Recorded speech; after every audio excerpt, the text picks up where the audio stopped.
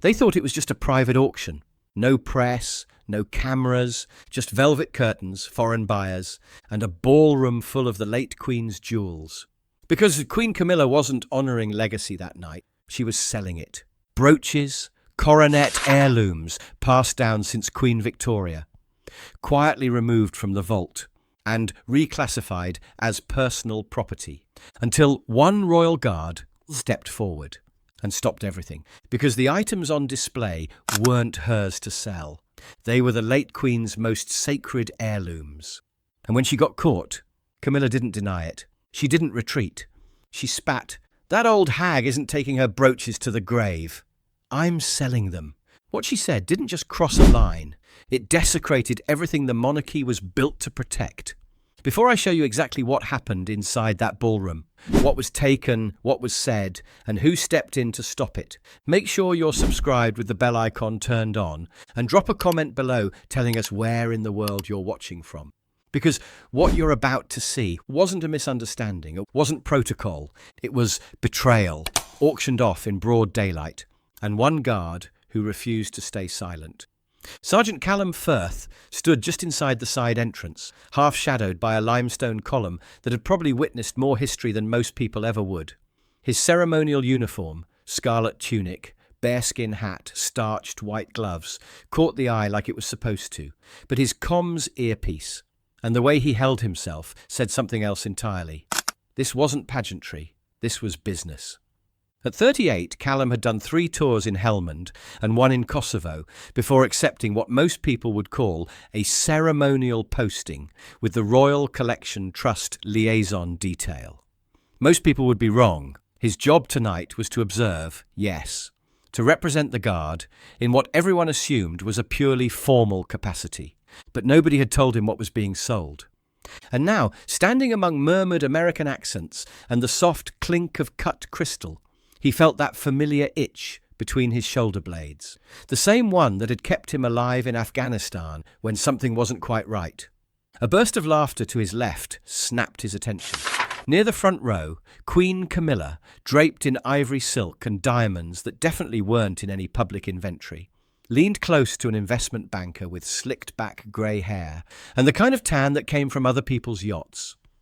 "I told Charles," she was saying, her voice carrying that particular edge of someone who thought they were being deliciously wicked, "if that old hag didn't take it all to the grave, I bloody well would.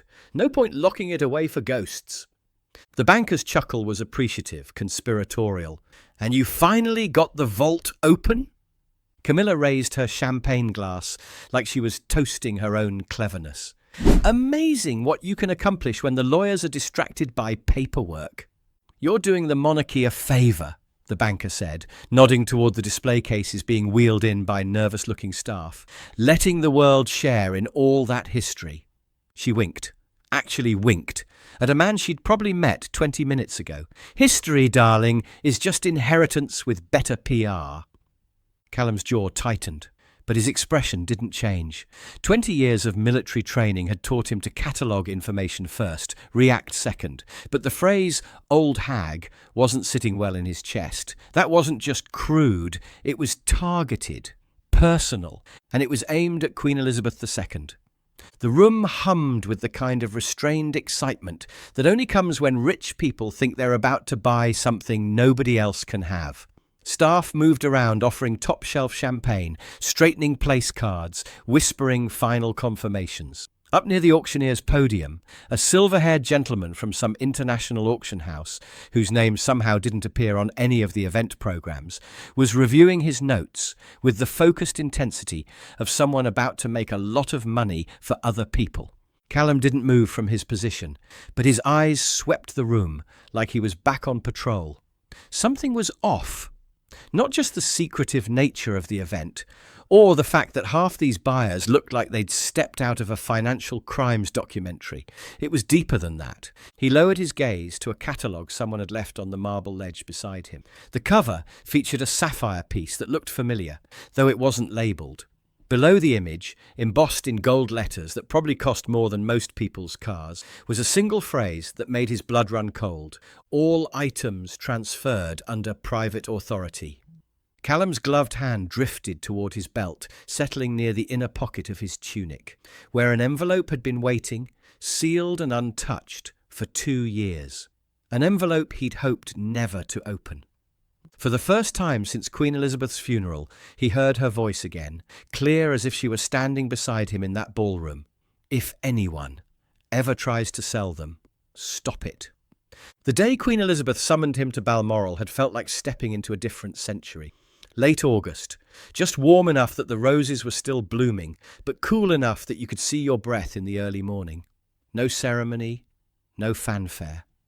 Just Callum in his dress uniform, standing in the small garden behind the castle, while the Queen watched her gardeners work. She hadn't spoken immediately, just stood at the window of her study, one gloved hand pressed against the glass, watching an old Scotsman coax a climbing rose back onto its trellis. The silence stretched long enough that Callum began to wonder if he'd misunderstood the summons. Then, without turning around, she said, "Do you know why I asked for you specifically, Sergeant Firth?" "No, ma'am." She tapped the window once, a soft sound that somehow carried enormous weight. "My father once told me there are soldiers who follow orders and soldiers who follow principles. The dangerous ones," she paused, "are the ones who understand the difference." When she finally turned to face him, her expression was unlike any he'd seen in official photograph. Not distant or ceremonial, just tired and maybe a little afraid. "I believe you're both." She moved to her writing desk. Not the grand mahogany piece where she conducted state business, but a smaller, more personal table by the window. From its drawer, she withdrew a black envelope sealed with red wax, and beside it, a device no bigger than a deck of cards, silver, unmarked, with a small screen that flickered to life when she touched it. "This contains the digital registry for what we call the Crown Legacy Inventory," she said, her voice dropping to something that felt more like a confession than a briefing. "Not the pieces the public sees. Not the crown jewels that end up on postcards. The real collection. Items that have been passed down through centuries, some older than the monarchy itself." She held the device toward the light, examining it like it contained secrets too dangerous to speak aloud. "They don't belong to me, Sergeant. They don't belong to my children or my children's children. They belong to Britain, to the idea of what we represent, not to the people who happen to wear the title." Callum nodded slowly, understanding that he was being entrusted with something far beyond his rank. The Queen's voice grew quieter, more deliberate. "These items will be sealed the moment I pass. You are not to access this device, not to touch it, not unless someone, anyone, attempts to move, alter or sell what's inside." She paused, meeting his eyes directly. "If that happens, you stop it, no matter who gives the order." The envelope, she explained, contained verification protocols, documentation that would only be opened in the event of a breach. A final safeguard against exactly the kind of thing that should never happen. Callum had asked the question that needed asking, even though it felt like stepping on sacred ground. "Even if the order comes from family, ma'am?" Queen Elizabeth's smile had been sad but fierce. The expression of someone who'd spent 70 years learning that the crown was bigger than anyone who wore it. Especially then. Now, standing in Lancaster House while Camilla prepared to sell off pieces of that legacy to foreign collectors, Callum could feel the weight of that envelope through his uniform jacket, heavier than it had ever been. He reached for the auction catalogue with practiced calm, flipping through pages that made his stomach turn. Each lot was described in language designed to obscure rather than illuminate: Victorian sapphire coronet, family-held estate piece, pre-1900 origin. Diamond brooch, cluster cut, royal household lineage, private collection. Gold-mounted pearl bracelet, previously in undisclosed vault storage. No royal designations, no crown collection registry number, just careful, legally ambiguous phrases that could mean anything to anyone not familiar with the real provenance. But Callum knew exactly what these were. That coronet had been photographed exactly 3 times in public record. Once during Queen Victoria's Golden Jubilee portrait, once on Queen Elizabeth's wrist at her silver anniversary, and once behind glass during a 1962 royal exhibition. He remembered because he'd been assigned to guard that exhibition as a young soldier, barely old enough to understand what he was protecting. The diamond brooch, Queen Alexandra's personal favourite, worn to state dinners but never gifted, never passed down. And that pearl bracelet. He'd seen Elizabeth wear it to exactly one event, a ceremony in France where she'd needed something understated but unmistakably royal. None of these were family heirlooms waiting to be distributed. They were pieces of history that belonged to the nation, not to whoever happened to be married to the king. He pulled out his phone and sent a quick message to R. Lendl at the Royal Collection Trust. "Are you aware of a private auction involving Crown legacy items?" The response came back fast enough to make his chest tight. Absolutely not. Those assets are sealed under succession protocols. Nothing should be moving. Another message followed immediately. "Whatever you're seeing, document everything." Callum tucked his phone away and looked around the room with new eyes. The staff weren't regular palace employees. They were freelancers, hired for the evening, nervous and clearly briefed to ask no questions. One of them fumbled with a display case, nearly knocking over a placard before steadying it with shaking hands. Near the front, an American hedge fund manager was flipping to the back pages of his catalogue, chuckling to his companion, "Once-in-a-lifetime opportunity. This stuff never hits the market. Not without a revolution or a funeral." His guest smirked back. "Well, we just had both." That's when Callum understood the full scope of what was happening. This wasn't a grey area or a family dispute over inheritance. This was systematic theft, dressed up in evening wear and served with champagne. Every piece about to be sold had been quietly removed from the royal collection and reclassified as personal property. Someone with access to the vaults, someone with knowledge of the inventory, someone with the authority to move these items had planned this down to the last detail. A soft chime rang through the ballroom, cutting through conversation like a dinner bell. Time to begin. Buyers settled into their seats, staff stepped back into the shadows, and the auctioneer took his position behind the podium. But before he could speak, Camilla herself stepped forward, her heels clicking against the inlaid floor with the confidence of someone who believed she was about to make history. "Ladies and gentlemen," she began, her voice bright and informal, like she was hosting a dinner party rather than presiding over the systematic looting of the crown jewels. "Thank you for joining us this evening for what I can promise will be a truly historic opportunity." Polite applause rippled through the room. The American buyers leaned forward with the focused attention of sharks scenting blood in the water. "For decades," Camilla continued, her tone warming to her theme, "our family has preserved and protected countless artifacts in the name of duty and tradition, locked away in vaults, hidden from the world, preserved like specimens in a museum that no one gets to visit." A few appreciative chuckles from the audience. Someone in the back row murmured, "She's got a point." Camilla's smile widened. But times change. The monarchy is evolving. We're no longer creatures of marble and ceremony. We're people of the modern world. And tonight, finally, we're allowing these magnificent pieces to return to the world that should have been celebrating them all along. Her words were polished, rehearsed.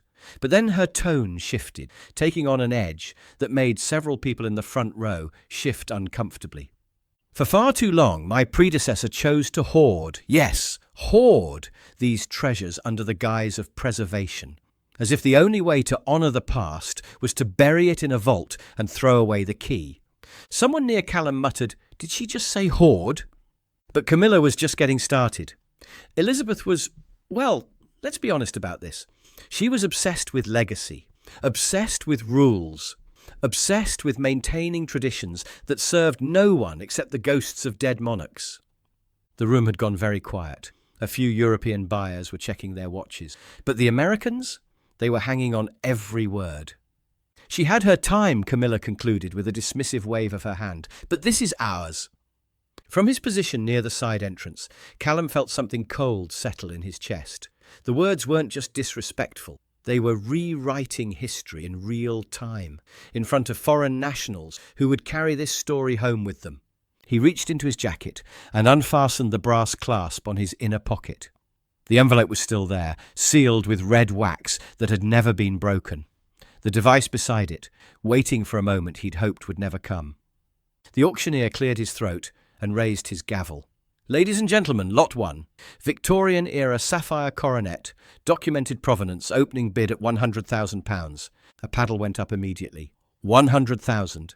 Do I hear 120? That's when Callum Firth stepped forward. Not a rush, not a dramatic entrance, just one clean step down from his position at the edge of the ballroom, his ceremonial boots touching the parquet floor with the quiet authority of someone who belonged exactly where he was. Hold! The word cut through the ballroom like a blade through silk. Conversation stopped. Paddles lowered. Even the auctioneer's gavel froze mid-air. Camilla turned, not with surprise, but with the irritated expression of someone whose dinner party had just been interrupted by uninvited guests. Callum took another step forward, removing the silver device from his jacket with deliberate precision.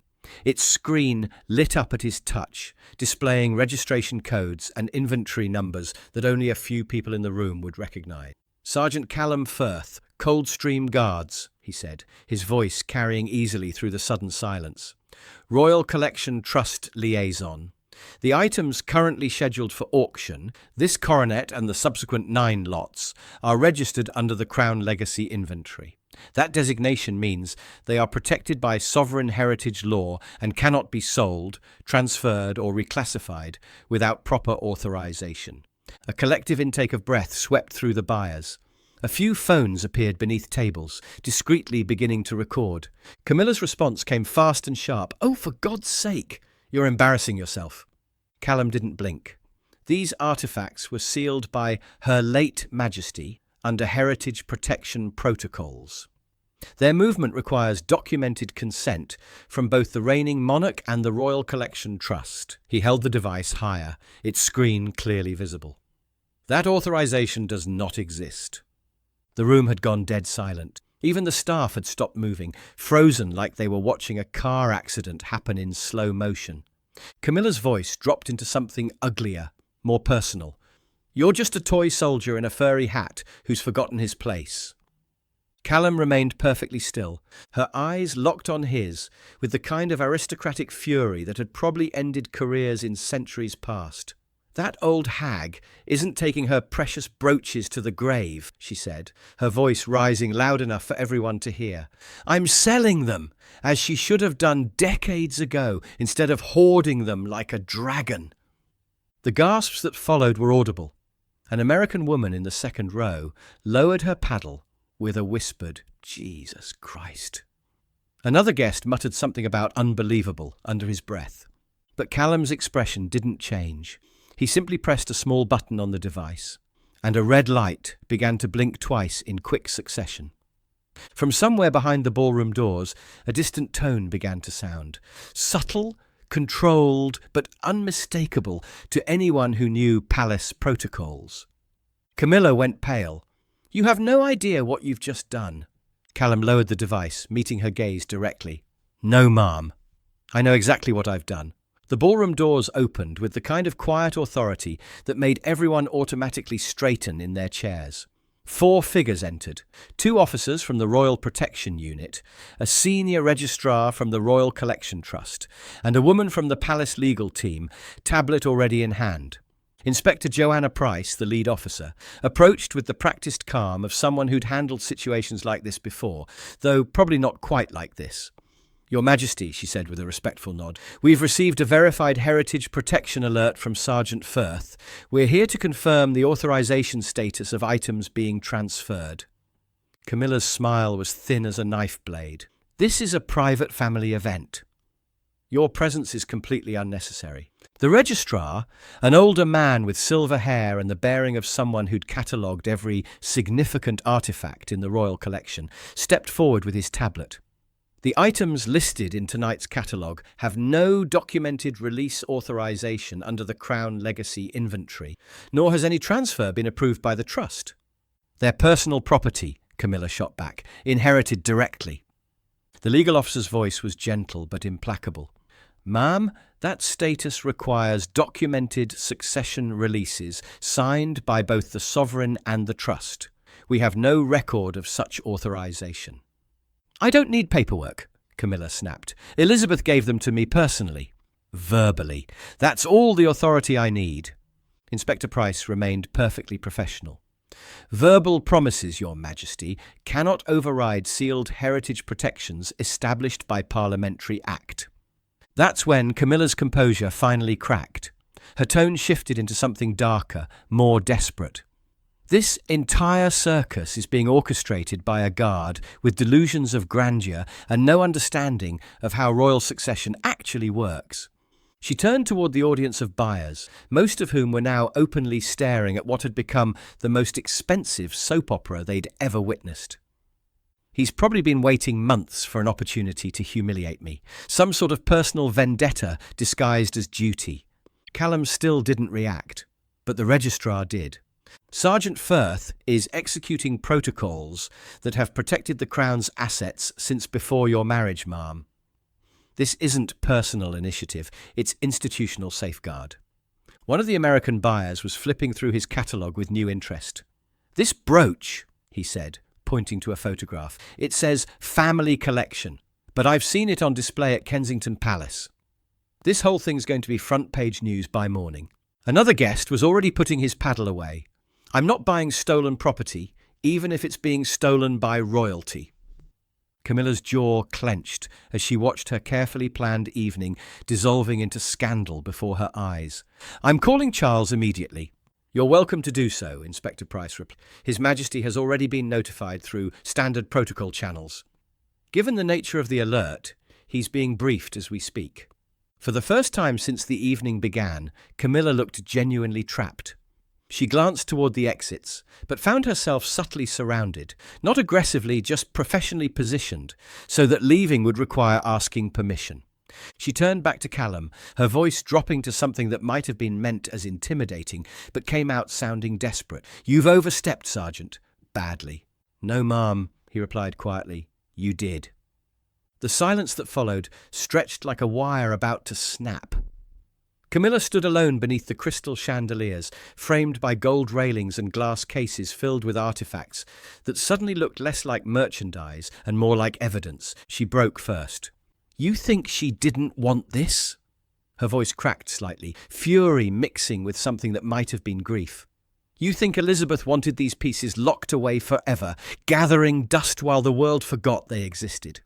She gestured toward the display cases being quietly secured by trust personnel. She wore these to state dinners and called it duty. I want to share them with the world and suddenly I'm a criminal? Her voice rose, carrying across the ballroom like an accusation. The Queen let these rot in storage. She hoarded them like they were personal treasure instead of national heritage. You think that's what legacy means? Still, Callum didn't respond. Camilla's composure finally shattered completely. You think she gave a damn about stewardship? She clung to every brooch, every tiara, every pin, like they were absolution for the damage she did to this family. She pointed toward one of the display cases with a shaking hand. You know what she told me once? That coronet belonged to her grandmother. And yet she never wore it, never shared it, never let anyone near it except to polish it and put it back in its box. The room had gone completely silent except for the soft sounds of archivists carefully securing each piece. And now she's gone, Camilla continued, her voice breaking with exhaustion and rage, buried with that crown on her coffin and all her precious rules intact. And I'm left with ceremony and protocol and guards who think they know better than the living because they once stood beside the dead.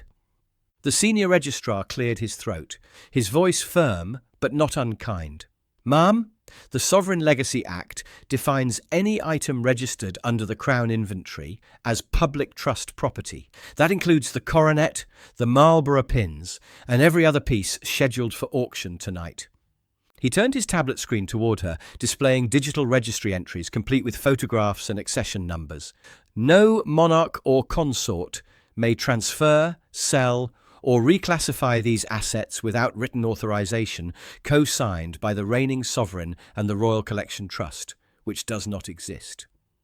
Camilla stared at the screen, then at the registrar, then finally back at Callum. When she spoke again, her voice was barely above a whisper, but somehow more cutting than when she'd been shouting. You're not here to protect the crown, you're here to protect a corpse. Callum finally spoke, his words carrying the quiet weight of absolute conviction. "I am here to protect what that crown was built on, and that doesn't get sold to the highest bidder."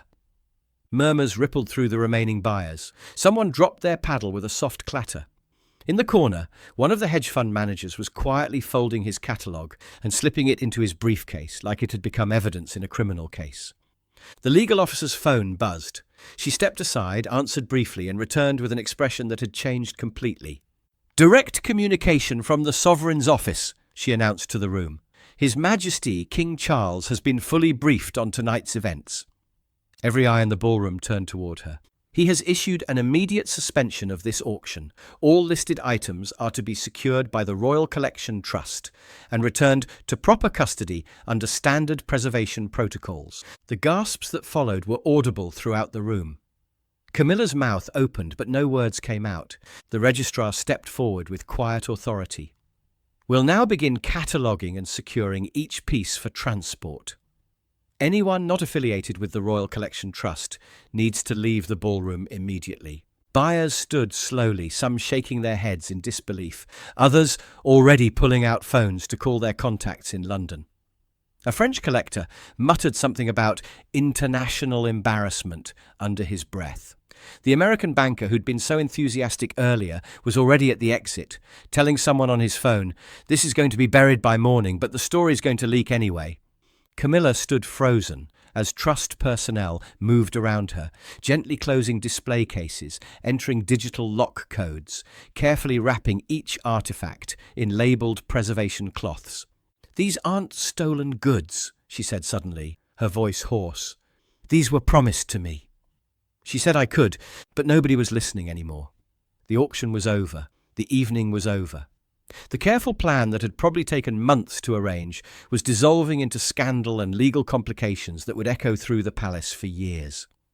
"I want to speak to Charles," she said again, this time quieter, like she was finally understanding that the evening had moved beyond her control. "You will," the legal officer replied gently, "but not tonight." Palace aides approached, not to arrest, but to escort. Camilla didn't resist. She stepped down from the stage without ceremony, her earlier confidence replaced by the hollow expression of someone who'd gambled everything and lost. As she passed Callum, she didn't meet his eyes, but she slowed for just a moment, as if she wanted to say something. Then she seemed to think better of it and continued toward the exit. The doors closed behind her with a sound that felt more final than any gavel could have been. Callum remained where he stood, watching gloved archivists move through the ballroom like careful surgeons, lifting each piece with the reverence due to artifacts that had survived centuries of war, revolution and change. Each item was photographed, catalogued, wrapped in specialized materials and secured in carbon fiber transport cases marked with the royal crest. The senior registrar approached him as the last of the buyers filed out, tablet still in hand. "Sergeant," he said quietly, "Her late Majesty would have been proud." Callum gave a slight nod. "It wasn't about pride, sir." The registrar smiled faintly. "I know." He turned to leave, then paused. "We'll need a witness signature on the custody transfer documentation." "Would you mind?" Callum took the offered pen and signed his name beneath the official line. "Custody transferred, Sergeant Callum Firth, Coldstream Guards, Royal Collection Trust Liaison." As he handed back the tablet, he looked toward the last display case being secured. The sapphire coronet was no longer visible, wrapped now in preservation cloth, and sealed away from the cameras and the bidding paddles and the casual greed of people who saw history as commodity. But somehow it seemed more brilliant than ever, because this time it had been protected, not by glass cases or security systems or legal documents, but by someone who understood that some things were worth more than their price. The ballroom emptied slowly, leaving only the soft sounds of equipment being packed away and the distant hum of London traffic beyond the windows. Callum remained at his post until the last archivist had left, until the last case had been secured, until the room held nothing but empty chairs and the ghost of what could have been a catastrophe. Only then did he reach into his jacket and carefully return the device to its place beside the envelope. Still sealed, still waiting for a crisis that, tonight at least, had been averted. He walked toward the exit, his footsteps echoing softly in the now empty ballroom.